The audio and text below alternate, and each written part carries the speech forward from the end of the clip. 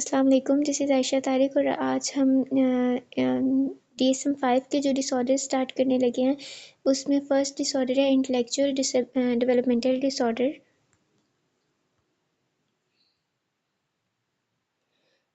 इसकी डेफ़िनेशन अगर देखें तो DSM-5 में इसकी जो डेफ़िनेशन दी हुई है उसमें ये लिखा है कि कोई ऐसा हमारा जो पेशेंट होता है वो रीज़निंग में प्रॉब्लम सॉल्विंग में उसको प्रॉब्लम आती है। मतलब जैसे कोई पज़ल दे दी जाए या डेली लाइफ़ की जो हमारी एक्टिविटीज़ होती हैं, कोई अगर प्रॉब्लम आ जाए या कोई भी चीज़ वो सॉल्व नहीं कर सकता, उसको प्लानिंग में खुद से वो कुछ प्लान नहीं कर सकता और एब्स्ट्रैक्ट थिंकिंग में उसको प्रॉब्लम आती है, जजमेंट में प्रॉब्लम आती है और स्पेशली एकेडमिक लर्निंग में उसको प्रॉब्लम आएगी। वो बाकी बच्चों से थोड़ा पीछे होगा और लर्निंग उसके जो लर्निंग एक्सपीरियंसेस होंगे वो बहुत ही बुरे होंगे। मतलब वो उसको बिल्कुल भी पढ़ने का दिल नहीं करेगा और एडाप्टिव फंक्शनिंग जो है हमारी डेली लाइफ के जो भी एक्टिविटीज़ हैं जो हम डेली लाइफ में परफॉर्म करते हैं उसको उनमें भी प्रॉब्लम होगी। In simpler term intellectual developmental disorder refers to limitation in a person's intellectual and adaptive abilities that impact their everyday functioning। ठीक है, बस वही भी पहले जो ये था इसको मेंटल रिटार्डेशन कहते थे लेकिन अब DSM-5 में इसको इंटेलेक्चुअल डेवलपमेंटल डिसऑर्डर कहते हैं। इसके कुछ कॉजेज़ हैं, इसमें जेनेटिक फैक्टर्स आ जाते हैं। ये जीन से रिलेटेड होते हैं जो कि हमें हमारे क्रोमोसोम्स से मिलते हैं और मतलब कोई भी ऐसी डिसेबिलिटीज़ अगर जैसे कि फादर में है या मदर में है, मतलब ये प्रॉब्लम था तो ये फिर जीन्स से बेबी में भी आ जाता है। और प्रीनेटल फैक्टर्स आ जाते हैं जो कि बर्थ से पहले के होते हैं, उनको प्रीनेटल कहते हैं और पोस्टनेटल फैक्टर्स वो होते हैं जो आफ्टर बर्थ होते हैं। तो प्रीनेटल फैक्टर्स जैसे कि ड्यूरिंग प्रेगनेंसी अगर जो मदर है वो हार्मफुल सब्सटेंस ले रही है तो वो भी बेबी की के ब्रेन डेवलपमेंट में अफेक्ट कर सकती हैं कर सकते हैं और उससे भी इंटेलेक्चुअल डेवलपमेंटल के प्रॉब्लम्स हो सकते हैं।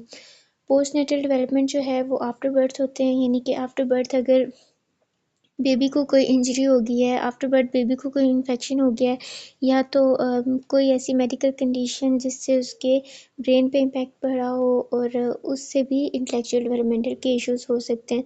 इन्वायरमेंटल फैक्टर्स आ सकते हैं कि जो चाइल्ड है उसका इन्वायरमेंट जो है उसका इन्फ्लुएंस उसके ब्रेन पे होता है।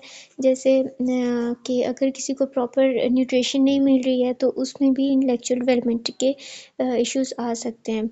और जैसे सोशल सपोर्ट अगर किसी को नहीं मिल रही है तो इसमें भी जो बच्चा है उसको ये प्रॉब्लम फेस करनी पड़ सकती है।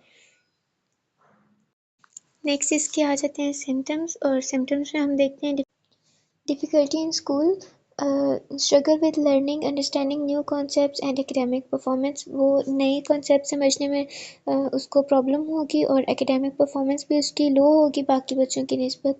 और स्लो लर्निंग, कोई भी टास्क जो होगा उसको दिया जाएगा वो बाकी बच्चों से बहुत स्लो लर्न करेगा, उसको बहुत स्लो पिक करेगा और कोई भी न्यू इन्फॉर्मेशन जो होगी उसके लिए समझना बहुत मुश्किल होगा, वो नहीं समझ सकेगा।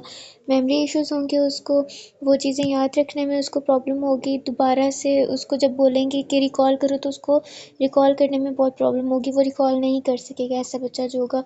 सोशल चैलेंजेस होंगे उसके लिए, facing difficulties in forming physical और mental relationships with other। जो भी सोसाइटी में किसी के साथ अगर रिलेशनशिप उसको बोलें कि आप किसी से बात करो उसको उसमें प्रॉब्लम होगी और उसको नहीं अच्छा लगेगा कोई आसपास आता है आपके। ये कुछ कॉमन सिम्टम्स थे इंटेलेक्चुअल डेवलपमेंटल डिसऑर्डर के। नेक्स्ट इसका डायग्नोस्टिक क्राइटेरिया जो है पेज नंबर 33 पे ये आप DSM पे देख सकते हैं। इसके ये कुछ जो डायग्नोस्टिक क्राइटेरिया के जो ये क्राइटेरियाज हैं इसको मैंने शॉर्ट करके लिखा है और ये बिल्कुल वही DSM वाले ही हैं, आप उसमें से भी देख के लिख सकते हो और यहाँ से भी देख के लिख सकते हो। डेफिसिट इन इंटेलेक्चुअल फंक्शनिंग आ जाएगा, इंटेलेक्चुअल जो भी उसकी फंक्शनिंग होती है उसमें उसको प्रॉब्लम होगी। मतलब जो भी पर्सन होगा उसको सोचने समझने में मुश्किल आएगी और अडेप्टिव फंक्शंस आ जाते हैं। This includes difficulty in carrying out daily everyday जो भी हमारे टास्क होते हैं और ऑन से during developmental periods. Developmental period जो हमारा होता है, जो मतलब डेवलपमेंटल स्टेजेस होती हैं, उसी से ही ये स्टार्ट हो जाता है बच्चों को। उसी में ही हमें पता चल जाता है कि ये बच्चा जो है इसको इंटेलेक्चुअल डेवलपमेंट के डिसऑर्डर है। और limitations in functioning due to these deficit these difficulties create obstacles in the person's everyday life as they struggle to understand and perform regular activities। उनकी जो भी एवरीडे लाइफ होगी उसमें ये बहुत प्रॉब्लम क्रिएट कर रहे होंगे। आगे आ जाता है इसका treatment plan for intellectual developmental disorder.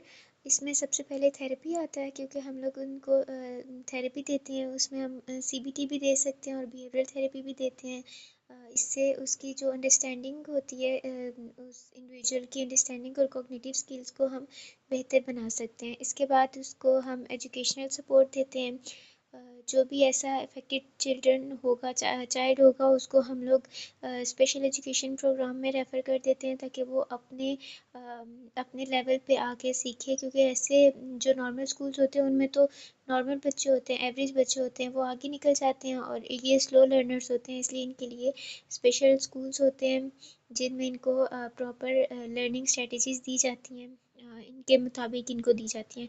अगर फिर भी उनको नहीं होता तो फिर मेडिकेशंस होती हैं, कुछ मेडिकेशन होती है, ये कुछ केसेस में होते हैं जो बहुत स्वेयर केसेस होते हैं, उनमें मेडिकेशन भी दी जाती है।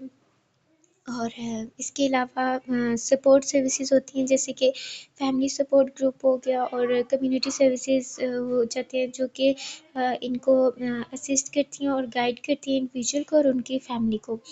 बिहेवियरल इंटरवेंशंस आ जाता है कि हम लोग उसके बिहेवियर को मॉडिफाई करने के लिए, उसके बिहेवियर को चेंज करने के लिए कोई टेक्निक्स यूज़ करते हैं, और इससे उसका जो बिहेवियर है वो चेंज हो जाता है। जैसे अगर हम चाहते हैं कि इसका बिहेवियर जो है पॉजिटिव हो जाए, तो हम उसको कोई ना कोई पॉजिटिव रेनफोर्समेंट दे देंगे, तो उससे फिर उसका बिहेवियर चेंज हो जाएगा। जैसे कि इसमें हो सकता है कि अगर वो लर्निंग स्टार्ट कर रहा है, खुद से एफर्ट कर रहा है, तो हम उसको साथ कोई कैंडी दे देंगे या स्टार दे देंगे।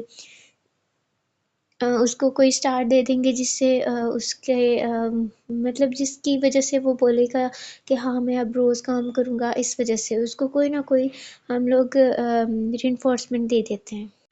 इसके साथ साथ आज की वीडियो ख़त्म हो रही है, और अगर आपको कोई बात समझ में ना आई हो या कोई कॉन्सेप्ट समझ में ना आया हो, तो आप लोग मुझसे कमेंट सेक्शन में पूछ सकते हैं। वहाँ पर मैं आपको रिप्लाई कर दूँगी। और अगर आपको वीडियो अच्छी लगी है तो लाइक कर दें। और ओके, अल्लाह हाफ़िज़, टेक केयर।